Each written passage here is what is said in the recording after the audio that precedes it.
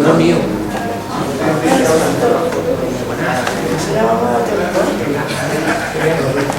Y antes de empezar a hablar del libro, quería dar las gracias a Jesús por contar conmigo en esta ocasión, y en esta y siempre, realmente, pero en esta especialmente, porque igualmente hubiera venido como espectadora.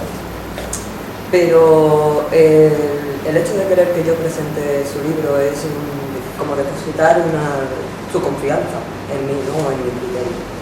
Y por eso yo quería darle las gracias. Antes de empezar con la presentación de la obra propiamente dicha, yo quería hablar del autor, de la trayectoria del autor. Jesús hace mucho tiempo que lo conozco, era un jovencito realmente. Y ya desde hace mucho tiempo él ha demostrado que tenía cualidades importantes para la literatura, para la escritura. Cuando yo lo conocí, él ya escribía poemas, lo hacía por el puro placer de expresar ideas. Al fin y al cabo, el lenguaje es el medio de transmisión de ideas, de pensamientos, de sentimientos. Y hay personas que tienen esa habilidad, esa capacidad de plasmarlo en letras, en palabras. Claro que escribir poesía no es lo mismo que escribir prosa o escribir narrativa. La poesía da un margen de libertad tan vasto que aunque no todo el mundo es capaz de hacerlo y hacerlo bien, pero esa libertad hace que puedas escribir lo que quieras. La narrativa, sin embargo, por su propia lógica interna, requiere una serie de cualidades, de un darle sentido, una argumentación, una coherencia dentro de una obra para la cual hay que estar preparado y realmente saber hacer. Empezar a escribir novelas es un gran proyecto que Jesús se marca, del cual yo puedo decir que me siento muy orgullosa. Y digo que me siento muy orgullosa por también son cuestiones personales. Hablando de vampiros, de sangre, yo puedo decir de Jesús que para mí es una de estas personas de las que puedo decir que es como si fuera de mi propia sangre. Entonces, que es un gran proyecto que se ha marcado, a mí puedo decir que me llena de orgullo. Y realmente tiene una importancia, no puedo decir como si lo hubiera escrito yo, pero tiene una trascendencia para mí, por la cual yo estar aquí ahora mismo es suma, ¿no? Es suma la importancia que tiene este evento, para mí personalmente.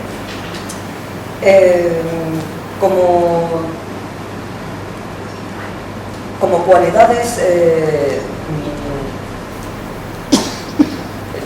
literarias, ¿no? Que yo quisiera destacar de la obra de Jesús. Empezaba hablando de sus primeros inicios, ¿no? En la literatura, con la poesía.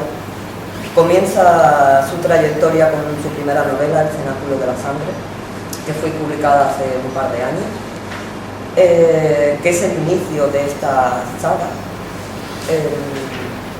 de la cual el libro del que hablamos hoy es la segunda parte.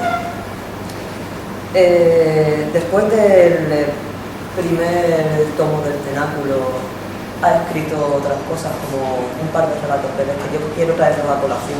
Está relacionado con la saga del cenáculo y quiero hablar de ellos. Uno de ellos se llama Decadencia y el otro Sombras.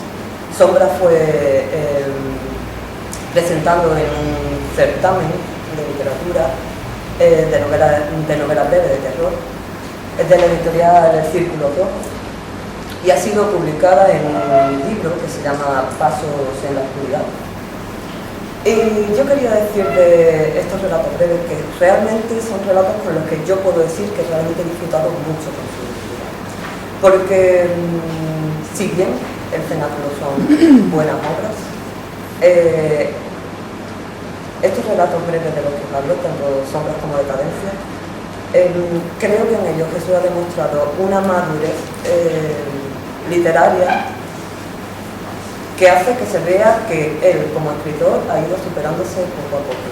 Son relatos breves, pero escritos de manera exquisita, donde de principio a fin, digamos que no tiene desperdicio. Yo os recomiendo que si podéis lo leáis. Y para destacar de cualidades literarias generales, así genéricos del autor, desde comenzamos hablando de su trayectoria desde los poemas hasta esta segunda parte del cenáculo, pasando por sus cuentos breves.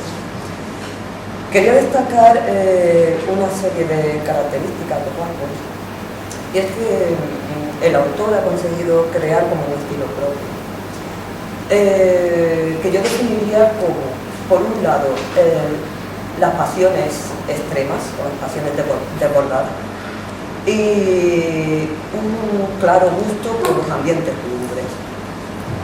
Además de esto que acabo de comentar, quería enlazarlo con rasgos generales por los cuales considero que el cenáculo de la sangre y Arquía es una gran obra. En primer lugar, hay en el estilo del autor, que ya digo que ha ido poco a poco alcanzando una madurez, y cuando digo que ha ido alcanzando una madurez, por una serie de características en concretas que podemos encontrar en su obra. La primera de ellas, que yo quería destacar, es la descripción detallada de contextos, lugares y situaciones. Cuando Jesús habla de la trama, de la historia, de dónde se sitúan los personajes en contextos muy diversos, en paisajes muy distintos unos de otros, lo hace de manera en la que describe de manera tan exhaustiva cada lugar, cada monumento, muchos de ellos reales, otros ficticios, y en esa mezcla de realidad y de ficción lo hace de manera tan completa, tan exhaustiva, que es capaz de crearte una imagen visual de la situación. Y eso es una habilidad que no todo el mundo es capaz de conseguir. Me imagino que muchos de vosotros habréis leído el cenáculo, quizás, no sé si el segundo, quizás si el primero, y hay multitud de situaciones en las que muchos de vosotros habéis visto estas características de las que estoy hablando, la capacidad descriptiva, ¿no? En segundo lugar, quería destacar algo que para mí al menos es importantísimo en cualquier obra, sea en cine, literatura, y es el saber perfilar psicológicamente a los personajes, es decir, darle una personalidad a los personajes, de manera que los haga cercanos, es decir, da igual que te caigan mejor, que te caigan peor, que te gusten más, que te gusten menos, pero que no sean diferentes. Es decir, que reconozcas una personalidad propia en cada uno de ellos. Y esto es algo, es un rasgo que está muy logrado en el cenáculo. Hay mucha coherencia entre el ser, la manera de ser de cada personaje, con su manera de pensar, de reaccionar ante las situaciones y en definitiva de actuar. No hay contradicciones entre un personaje que, por ejemplo, se muestra como impulsivo y luego reacciona de una manera en la que desentona. No, todos los personajes se les reconocen, cada uno con una personalidad propia, y esto es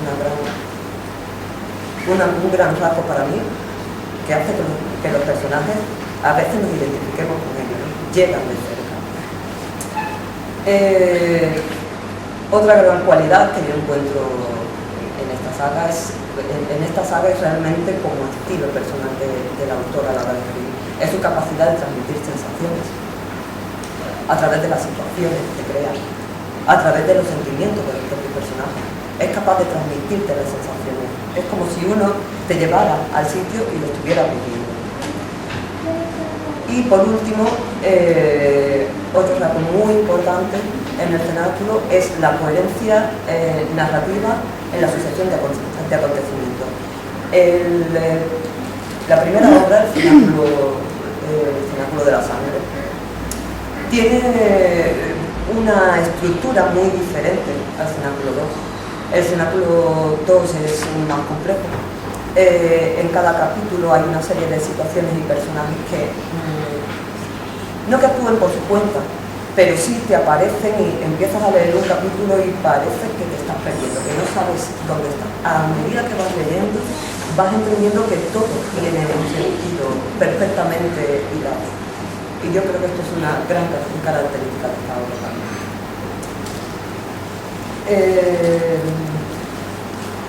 El cenáculo de la sangre a mí realmente me cuesta.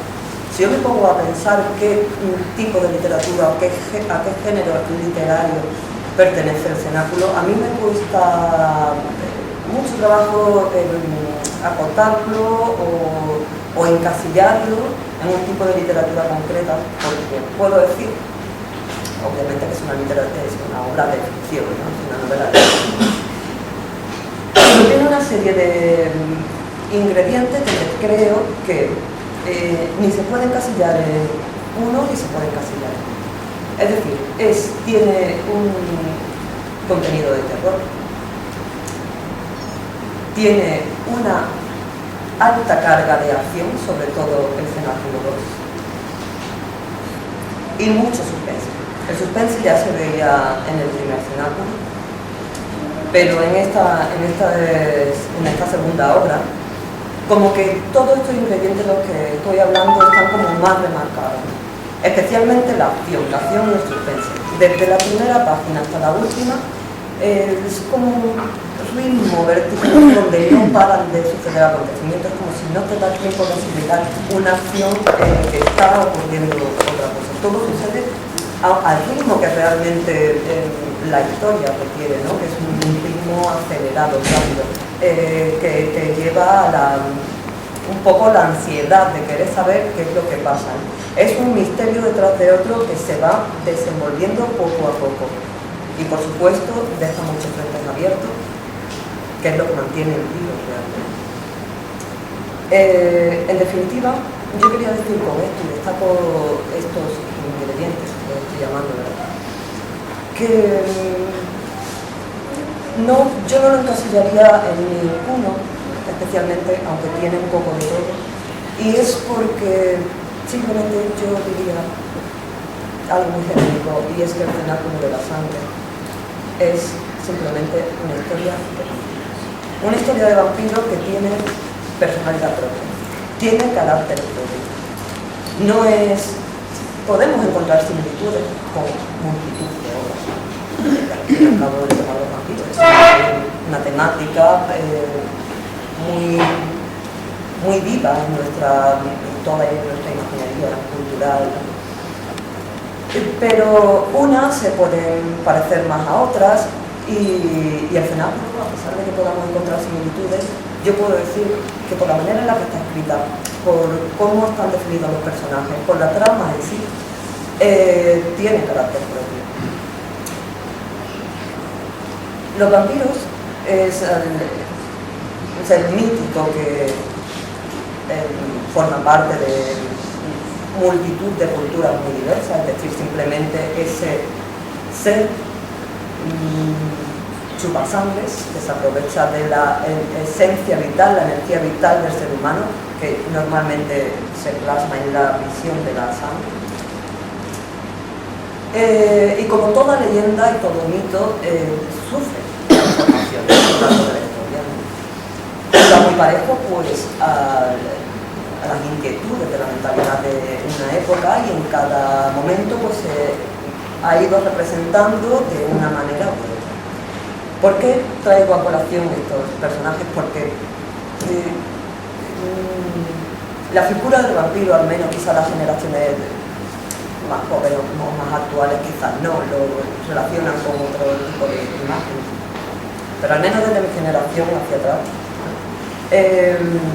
cuando pensamos en vampiros, al menos yo, la primera figura desde luego que se me viene a la cabeza es la figura central, es decir, el Drácula de Toproni, representado por Bela Lugosi, ¿no? El vampiro clásico, el Drácula clásico de la Universal. Y luego, en principio tenemos al Nosferatu de Murnau, el Drácula de Toproni y el Drácula representado por Christopher Lee. Estas son las imágenes que el cine porque el cine ha hecho mucho a la hora de darle forma a esa figura que hoy en día tenemos del vampiro, todas ellas